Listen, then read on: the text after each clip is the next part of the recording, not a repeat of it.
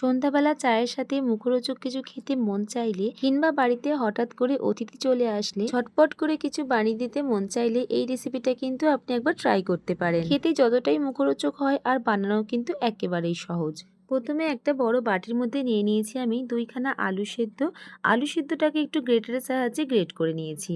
আর নিয়েছি কিছুটা গ্রেট করা গাজর আর ধনেপাতা কুচি। একে একে গুঁড়ো মশলা দিয়ে দেবো, ধনে গুঁড়ো, জিরে গুঁড়ো, লঙ্কার গুঁড়ো, সামান্য একটু হলুদের গুঁড়ো। আচ্ছা, তোমরা চাইলে কিন্তু এখানে পেঁয়াজটাও দিতে পারো। হাতের কাছে যদি সামান্য একটু পাস্তা মশলা কিংবা ম্যাগি মশলা থাকে সেটাও কিন্তু দিয়ে দেবে, তাহলে কিন্তু টেস্টটা খুবই সুন্দর হবে। এবার সবকিছুকে ভালো করে হাতের সাহায্যে মেখে নেব। এবার এখানে নিয়েছি আমি একটা স্লাইস ব্রেড। ব্রেডের চারদিকের কালো অংশগুলো আমি কেটে বাদ দিয়ে দিয়েছি। মাঝখানে আমি দিয়ে দিচ্ছি এবার আলুর পুরটা ভালো করে স্প্রেড করে দিয়ে আবারও একটা ব্রেড স্লাইস দিয়ে দেব। এবার ঠিক স্যান্ডউইচের মতন করে তৈরি করে 6 টুকরো করে কেটে নিতে হবে। আরও অনেকগুলো একইভাবে বানিয়ে নিয়েছি। এবার একটা কাঠির মধ্যে এইরকমভাবে পরপর করে কেটে নিচ্ছি।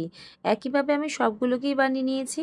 এইভাবে একবার পটেটো ব্রেড স্ন্যাক্সটাকে বানিয়ে খেয়ে দেখতে পারো, খেতে কিন্তু খুবই সুন্দর হয়। আচ্ছা, এবার একটা ব্যাটার তৈরি করে নিচ্ছি। একটা বাটির মধ্যে নিয়ে নিয়েছি আমি 4 চামচ মতন ময়দা আর 4 চামচ কর্নফ্লাওয়ার নিয়েছি। সামান্য একটু লবণ দিয়েছি আর একটুখানি কাশ্মীরি লঙ্কা দিয়েছি। এটা শুধু একটু কালারের জন্য দিয়েছি।